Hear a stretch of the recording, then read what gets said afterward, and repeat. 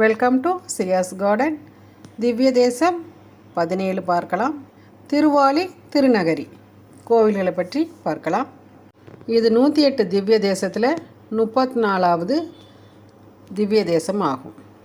108 வைணவ திவ்ய தேச தலங்களில் மயிலாடுதுறை மாவட்டத்தில் உள்ள திருவாலி அழகிய சிங்கர் கோவில் மற்றும் திருநகரியில் உள்ள கல்யாண ரங்கநாதர் கோவில் இரட்டை தலங்களாக, அதாவது ஒரே திவ்ய தேசமாக 34வது திவ்ய தேசமாக போற்றப்படுகிறது. மயிலாடுதுறையிலிருந்து 5 கிலோமீட்டர் தொலைவில் இத்தலங்கள் அமைந்துள்ளன. மூலவர் அழகிய சிங்கர் லட்சுமி நரசிம்மன், ஊர்ச்சவர் திருவாலி நகராளன், தாயார் பூர்ணவள்ளி அமிர்த கடவள்ளி, தலவிருஷம் வில்வம், தீர்த்தம் லாட்சணி புஷ்கரணி, விமானம் அஷ்டாட்சர விமானம். தல வரலாறு பார்க்கலாமா? திருமால் நரசிம்ம அவதாரம் எடுத்து இரணியனை வதம் செய்தார். அப்போது அந்த சீற்றம் அடங்காமல் இருந்ததால் தேவர்களும் முனிவர்களும் மிகுந்த கவலை கொண்டு பூலோகம் மேலும் அழியாமல் இருக்க வேண்டும், அதை காக்கும் பொறுப்பை மகாலட்சுமி எடுக்க வேண்டும் என்று அவரிடம் விண்ணப்பம் வைத்தனர். அதை ஏற்ற மகாலட்சுமி பெருமாளின் வலது தொடையில் அமர்ந்து அவரை ஆலிங்கனம் செய்து கொண்டார். அதன் காரணமாக இத்தலம் திரு ஆலிங்கனம் என்ற பெயர் பெற்று பின்னர் திருவாலி திருவாகிய லட்சுமியை ஆலிங்கனம் செய்ததால் ஆயிற்று. பத்ரிகாசிரமத்துக்கு அடுத்ததாக பெருமாள் திருமந்திரத்தை தானே உபதேசம் செய்த தலமாக இத்தலம் விளங்குவதால் பத்ரிகாசிரமத்துக்கு இணையாக இத்தலம் கருதப்படுகிறது. லட்சுமியுடன் நரசிம்மர் இத்தலத்தில் அருள் பாலிப்பதால் திருவாலியை தரிசிப்பதால் பஞ்ச நரசிம்மர் தலங்களை தரிசித்த பலன் கிட்டும்.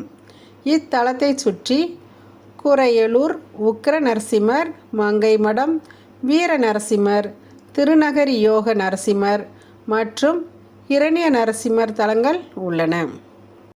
திருமங்கை ஆழ்வாருக்கு அருள் புரிய வேண்டும் என்று லட்சுமி தேவி திருவுள்ளம் கொண்டார். அதற்காக திருமால் கூறியபடி திருவாலியில் தவம் செய்யும் பூர்ண மகரிஷியின் மகளாக லட்சுமி பிறந்தார். திருமாலை திருமணம் செய்து கொண்டு வரும்போது திருவாலி அருகே தேவராஜபுரத்தில் திருமங்கை மன்னர் வழிப்பறி செய்து கொண்டிருந்தார்.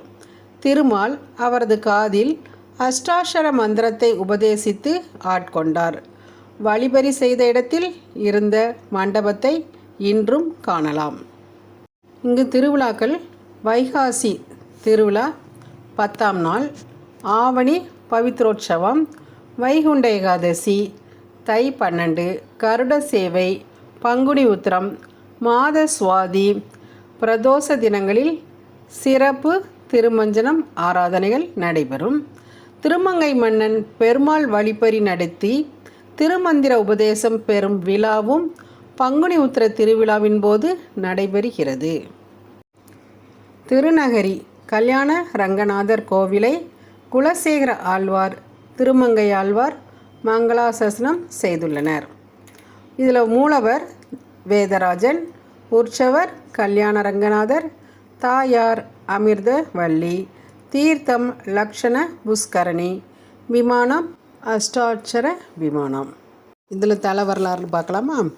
பிரம்மதேவரின் மகனான கர்தம பிரஜாபதி மோட்சம் வேண்டி பெருமாளை நோக்கி தவம் ஏற்றினான். இவனுக்கு தரிசனம் தருவதில் தாமதம் ஏற்பட்டது.